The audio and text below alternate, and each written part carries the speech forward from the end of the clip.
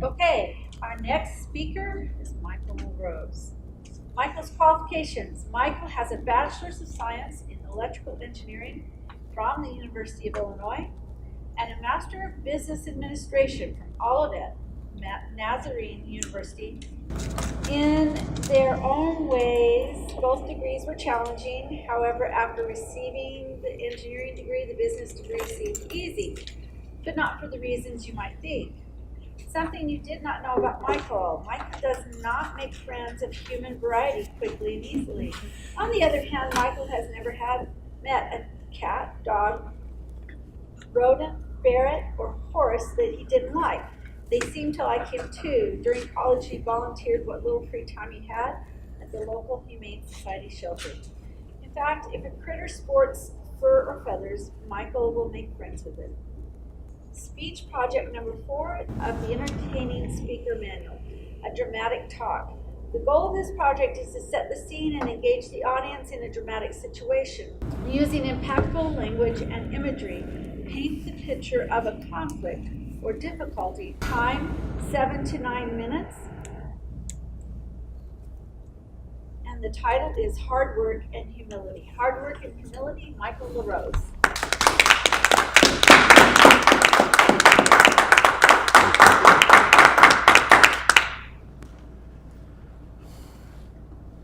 Humility, hard work. These days, and maybe always, these are not words that are generally associated with 20-somethings, right? We all know, what's the first thing an old person will say? These old people, they don't know how to work and they all think too much of themselves. It's true, right? The same was true of me. 20-somethings, I was going to university, and I thought I knew everything. Arrogantly, I really thought I knew everything. It's a cold January day, 1987. I mean cold, Midwest cold, windy, damp, and 14 degrees. I looked it up just to be sure, 14 degrees.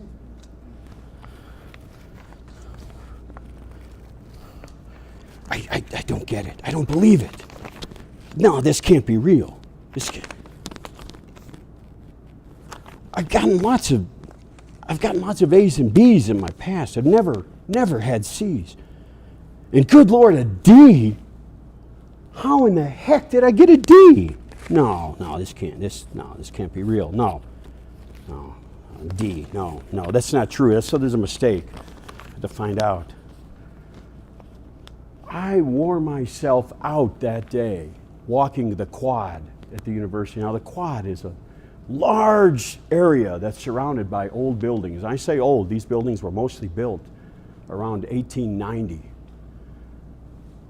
All day I spent wondering how in the heck did I get a D? You see, I never got a D in my life. Studies came easy to me. It was always easy to get A's. Now, I was a geeky kid, and we were poor. So I had the double misfortune of being someone who wore goofy clothes because I was poor and wore goofy clothes because I was a nerd. I had a target on my back all the time, all through grade school, all through high school. But you know what? It never really bothered me too much because I thought, someday they'll all work for me. I was always lucky and smart, and school came easy, and I got great grades. So when I went to community college, it was the same deal. I got great grades. 2 years of straight A's. In fact, I got scholarships to go down to the university. And then I sat in those halls, those big halls. Who here has been to a university, a big university? You all know what I'm talking about by the halls. Full of geniuses. Geniuses. These guys and ladies were smart. Way smarter than me. But again, I didn't know that. I was arrogant, and I thought I was the best. So I didn't understand this thing, this D thing. What is this? This is a mistake. This is my first semester. Well, since I had gotten to the university, I made a habit of walking around and feeding the squirrels and the birds. I love the squirrels, little gray squirrels. So after I wore myself out, and I'm not sure whether it was from the thinking or the walking, but I was tired. I came and I sat down on my favorite concrete bench. The bench was older than my grandfather. And I just sat there still looking at this piece of paper saying, how in the heck did that happen? And of course the squirrels, who all knew me by this time, came running up, and the birds were landing all around, and they were waiting. You know what they were waiting for? They were waiting for the peanuts. And I was careful. I bought unsalted peanuts, for those of you that might be wondering. So I sat there and I forgot about the squirrels until I noticed over here, Nellie was sitting on my book bag. Yes, I knew who they were. I could tell them apart, and I named some of them. Nellie was this old female who had pulled all the hair out of her tail, so it was easy for me to tell her from the others. Nellie's sitting there looking at me, and I started to have a conversation with Nellie. Nellie, what happened? What's wrong with me? I never got a D in my life. Well, Nellie ignored me, see, because all she wanted was the little Debbie Nutty Bar that was in my bag. And Nellie wasn't going to give up. She started poking her nose in there, and believe it or not, she actually was able to push the zipper open just enough. And I'm watching her. And so I really started to watch her carefully. And I kept talking because I didn't want her to, be on to me. And I watched her, and eventually she stuck her nose inside my bag. Now, she had never had her nose inside my bag before. Other squirrels had, but she hadn't. And all of a sudden, she plucked her nose out, and she had the Nutty Bars in her mouth. And she took off like a shot and up a tree, and in the hole she went with my Nutty Bars. After I stopped laughing, I thought that was hilarious. After I stopped laughing, I started thinking about it. Wait a minute. Nellie just did something. It's cold out here and food is scarce, and Nellie just did something that I thought was pretty cool. She worked pretty hard for those Nutty Bars, and I think she deserves to keep them. And then I remembered a couple of days before, I'd watched some squirrels being fed by this young lady student. And she was probably a geeky engineer like myself, because she was kind of dressed goofy, just like I always did.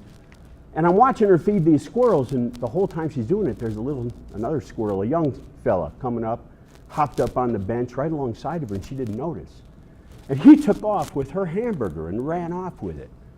And I swear all those squirrels were in cahoots. They were watching as this little squirrel took that, and they all took off together, and they went in the same tree. I thought, wait a minute, now that's teamwork. These guys worked together. They worked hard and they worked together because food is scarce. They didn't have too much pride to go ask each other for help. So back to my D. I'm wandering around some more. I pick up my bag. Nellie's got my Nutty Bar. There's no reason to stay there. So I'm walking around. I go to the student union. Now, student union is kind of a unique place in between semesters. Only the real hardcore students and the doctorate candidates are in the student union. But they were there. There were literally dozens of them. And they were all sitting there with their brand new books that they just picked up. Right? And they're studying already. This is between semesters. You're supposed to be enjoying your Christmas presents. And they're studying. So I sit down and I'm looking at them. And I'm watching them. Those guys, they're smart. Yeah, they're real smart. You see, they're not too proud to ask each other for help here. And look how hard they're already working. Wow. They're going to be ready. There's a reason they're kicking my tail in those lecture halls. Yeah, that's pretty smart. And I watched them for a long time. And I began to realize, it dawned on me actually sort of all at once. These guys know something that I don't know. All right? They're the ones that are working together in those labs figuring it out. They're the ones that will put in the extra time because they aren't used to getting A's all the time. They're not so arrogant that they think, well, an A is my due.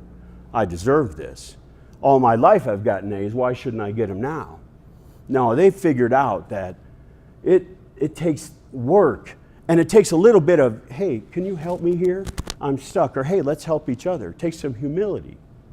Those are two things I had in very short supply when I went down to university.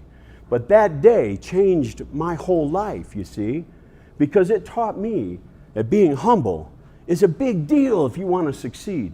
If you go around thinking you know everything, you're never going to ask any questions. You're never going to learn a thing.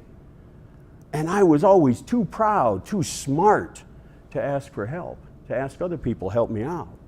Well, there's another thing. I would never have made it anywhere in the world had I not learned how to ask for help. all the time. I ask my buddy Dennis there for help at work, and he helps me out. If I was like I was before that day, I wouldn't have been able to do that. And I learned all of that from watching some goofy squirrels steal my stuff and steal other people's stuff, but they were working hard because it was really hard to get food in that cold time in January. So, next time you're wondering, what am I doing wrong? Maybe take a look at yourself. Am I working hard enough? I don't know. Maybe you're not. Have I asked other folks? Maybe I need a hand from them. Maybe that's it too. Madam Toastmaster.